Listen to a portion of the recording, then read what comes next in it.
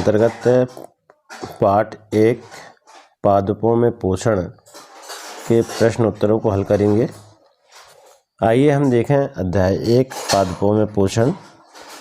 इससे पूर्व अगर आपके द्वारा चैनल को सब्सक्राइब नहीं किया गया है तो कृपया कर चैनल को सब्सक्राइब कर लाइक एवं शेयर जरूर कीजिए, जिससे कि आने वाली हमारी सभी महत्वपूर्ण वीडियो की नोटिफिकेशन आप तक आसानी से पहुंच सके। बच्चों, हम देख रहे हैं अध्याय 1 पादपों में पोषण, जो 8 ग्रेड की नई पुस्तक भोपाल द्वारा प्रकाशित हुई है, जिसमें नया कोर्स, नए कुछ महत्वपूर्ण अंश इसमें छापा गया है।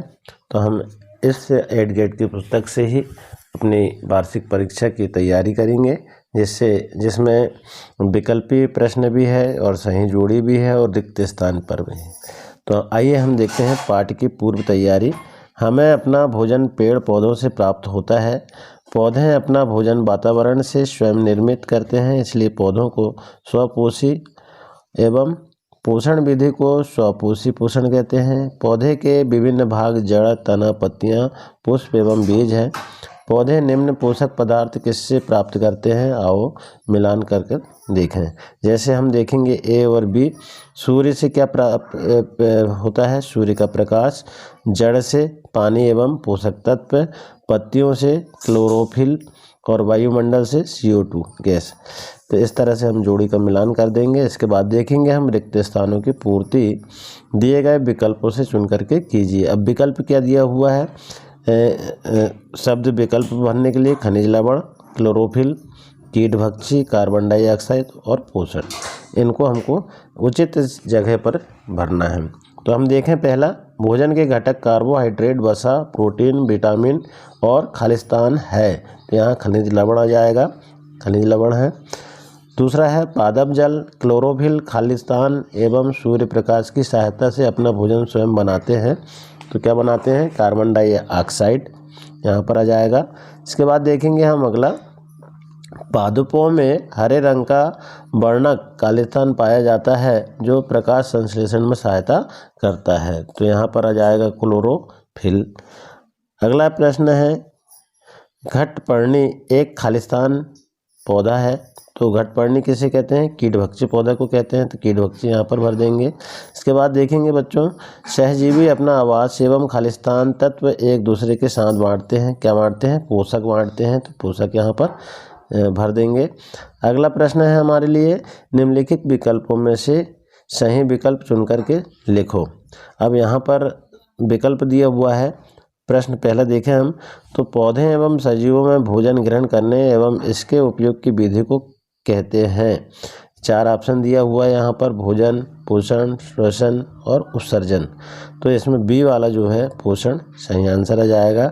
इसके बाद अगला देखें हम, पत्तियों की सतह पर पाए जाने वाले सूक्ष्म छिद्र जो गैसों का आदान प्रदान करते हैं कहलाते हैं। क्या कहलाते हैं, देखिए आप, यहाँ पर 4 ऑप्शन हैं, जड़, तना, पुष्प और रंध्र स्टोमेटा। तो डी इसका जो है रंध्र स्टोमेटा ये कहलाता है।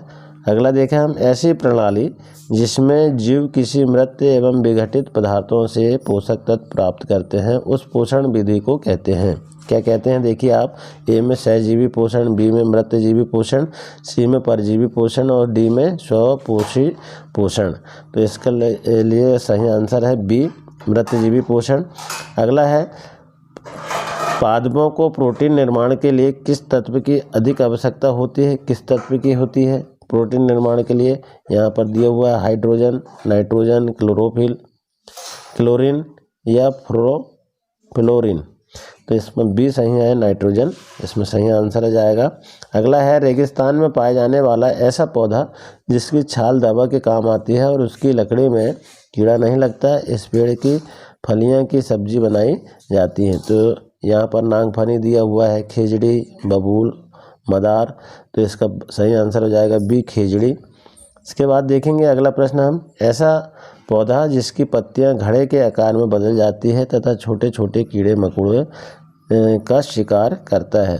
तो किसका पौधा होगा, देखिए आप, बेल का पौधा, जंगली पौधा, सी में झाड़ी युक्त पौधा और डी में नेफेथस घटपर्णी जिसको हम बोलते हैं, ये सही आंसर हो जाएगा।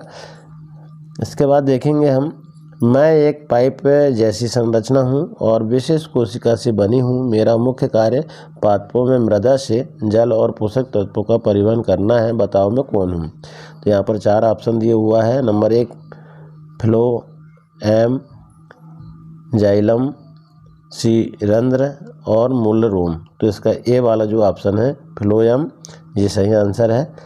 अगला है, पेड़ पौधे जो अपना भोजन स्वयं बनाते हैं उनमें क्लोरोफिल पाया जाता है। निम्नांकित में से क्लोरोफिल युक्त पौधा है। यहाँ पर दिया हुआ अमरबेल, शैवाल, लाइकेन और मशरूम।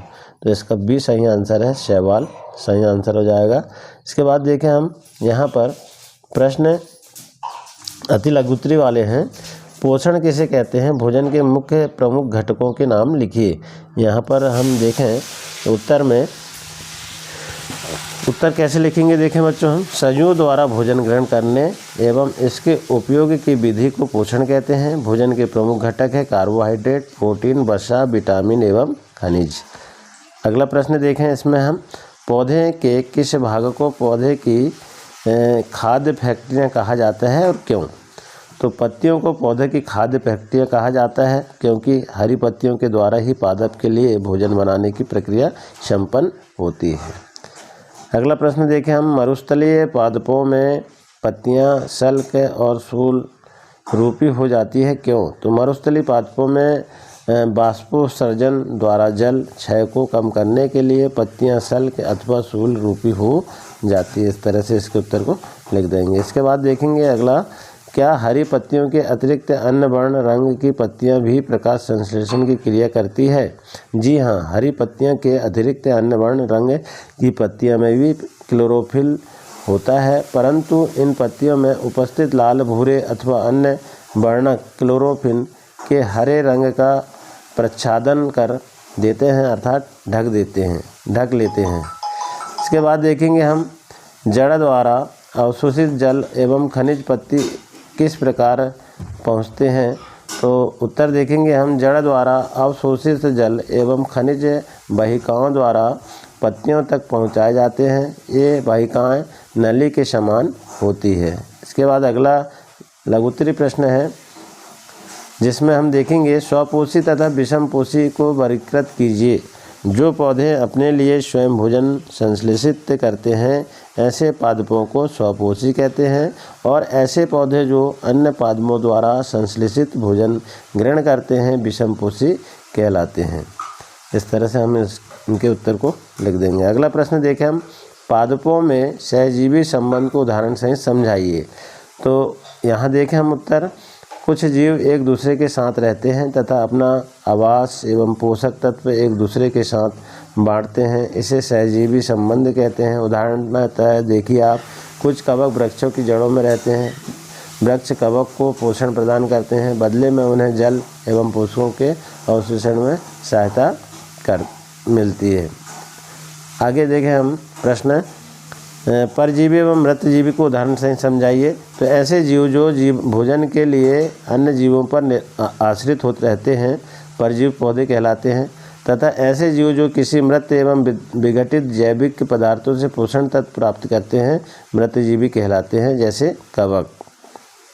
अब यहाँ देखिए आप, कीटभक्षी पादप भोजन का भ्रमण किस प्रकार करते हैं, सचित्र समझाइए। तो कीटभक्षी पादप के पत्ते का शीर्ष भाग घड़े के ढक्कन के आकार का होता है, जिसमें अनेक रोम होते हैं जो अधोमुखी होते हैं। जब कोई कीट घड़े में प्रवेश करता है तो यह उसके रोमों के बीच फंस जाता है और घड़े में उपस्थित पाचक रस कोटों का पाचन हो जाता है। तो देखिए आप, इसका जो चित्र है वो इस तरह से रहेगा। आपको इस तरह से यह कीटभक्षी पादप आपको देखने के लिए मिलेगा। तो इस तरह से आप देखिए, ये हरा है इसलिए ऐसा दिख रहा है, सूखने के बाद में इस तरह से दिखाई देगा। तो इस तरह से आप चित्र भी बना सकते हैं और ऐसे आप समझ सकते हैं कि कीटभक्षी पौधे किस प्रकार से होते हैं। इसके बाद देखिए अगला प्रश्न है, प्रकाश संश्लेषण क्रिया का व्यवस्था चित्र बनाइए एवं समीकरण सहित व्याख्या कीजिए। अब सूर्य के प्रकाश की उपस्थिति में हरे पौधे द्वारा कार्बन डाइऑक्साइड एवं जहां जल से कार्बोहाइड्रेट का संश्लेषण करती है, जिसे प्रकाश संश्लेषण कहते हैं। इस प्रक्रम को निम्नलिखित दर्शा सकते हैं, जैसे हम देख सकते हैं कार्बन डाइऑक्साइड धन जल, सूर्य का प्रकाश / क्लोरोफिल, कार्बोहाइड्रेट, ऑक्सीजन। अब प्रकाश संश्लेषण क्रिया किस प्रकार से होती है, देखिए आप यहाँ पर ये पौधा लगा है और सूर्य की किरणें इस पर पड़ती है, तो प्रकाश संश्लेषण की क्रियाएं इस तरह से हो जाती है। इस तरह से हम इसको दर्शा सकते हैं। अगला हम प्रश्न देखें कि मृदा में पोषक तत्वों की पुनर्पूर्ति किस प्रकार होती है। तो इसका उत्तर देखें हम कि पादपों द्वारा लगातार पोषक तत्वों का उपयोग किए जाने के कारण मृदा में उनकी मात्रा धीरे धीरे कम हो जाती है। इसलिए मृदा को पोषक तत्व से समृद्ध करने के लिए भूमि में उर्वरक तथा खाद्य मिलाया जाता है। इसके अतिरिक्त मृदा में नाइट्रोजन की पुनर्पूर्ति हेतु फलीदार पादप जैसे चना, मटर, मूंग आदि उगाए जाते हैं। तो इस तरह से हम इन प्रश्नों को हल कर लेंगे। आशा है बच्चों आपको यह कोर्स से संबंधित वीडियो पसंद आया होगा। इसी तरह आने वाले अध्याय को, पाठों को हल करने के लिए चैनल में बने रहें। धन्यवाद।